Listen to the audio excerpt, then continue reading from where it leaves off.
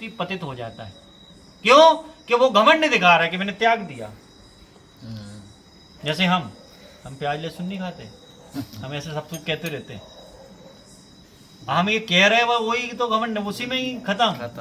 काहे की भक्ति, बड़ा त्याग दिखा रहे हो। तो प्रभु जी क्या बोले, अगर कोई ऑफर करे प्रसाद तो इसमें प्याज लहसुन तो नहीं है। आपके यहाँ में अपनी कह रहे हैं, एक एग्जाम्पल दे रहे हैं हम। क्षमा चाहेंगे।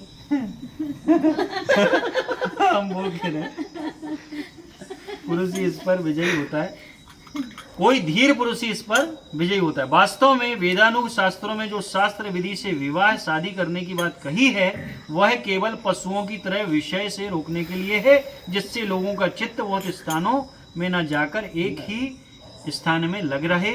फिर विषय से जब घृणा हो जाती है तब उनका परमार्थ चित्त लगता है। किंतु यह भी आवश्यक नहीं है कि किसी का शास्त्र विधि से विवाह होवे तो वह जड़ रस से विरक्त हो जाएगा। यह तो कोई भाग्यशाली जीव ही है जो इससे छुटकारा पाता है। असत संग त्यागे ही वैष्णव आचार, स्त्री संगे का साधु कृष्ण भक्तार। इस प्रकार वाक्य, मन और शरीर के इन 6 प्रकार के वेगों को पूरी तरह सहने में जो समर्थ होता है वही गोस्वामी होता है। गोस्वामी मतलब गो मतलब इंद्रियें और उसका स्वामी, गोस्वामी होता है। क्योंकि गो का अर्थ है इंद्रिय और स्वामी कहते हैं जीतने वाले को। 6 वेगों के अधीन रहने पर गोदास कहला सकता है। गोदास ही माया के दास होते हैं।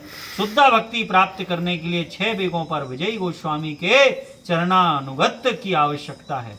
मतलब ऐसा है कि हम नहीं हो सकते, तो जो उन 6 वेगों को समन करके उस पर विजयी प्राप्त करके बैठे हैं उनके चरणों का अनुसरण कर लो तो आपको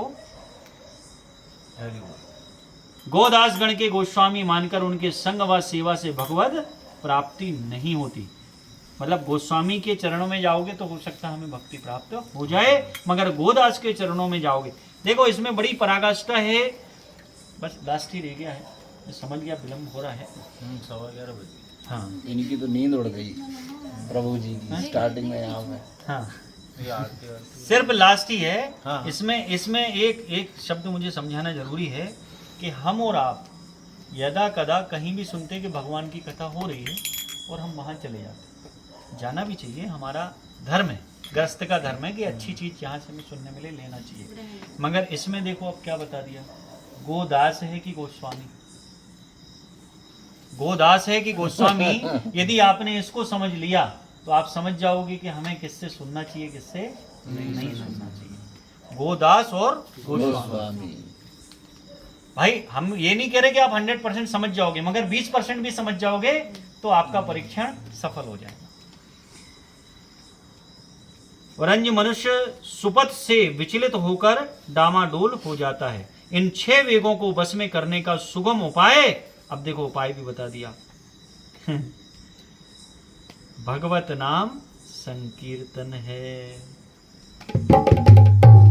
इन 6 विषयों को समन करने का एकमात्र आपके लिए सुगम साधन है हरिनाम संकीर्तन। हरि बोल हरि बोल हरि बोल।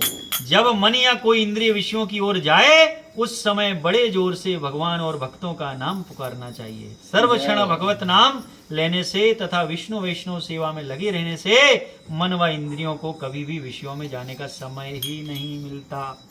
ऐसा करने पर अनुसांगिक रूप से 6 वेगों पर विजयी हो जाते हैं। तो भाई अपन ने 6 वेग पढ़े। इसके आगे जो हैं 6 प्रतिकूल दोष हैं जो अपन अगले सत्संग में पढ़ेंगे, जिसमें इनमें से कोई आएगा कि नहीं आएगा पता नहीं मुझे क्योंकि बोले ये मिश्रा जी बहुत टाइम लगाते हैं। 6 वेगों का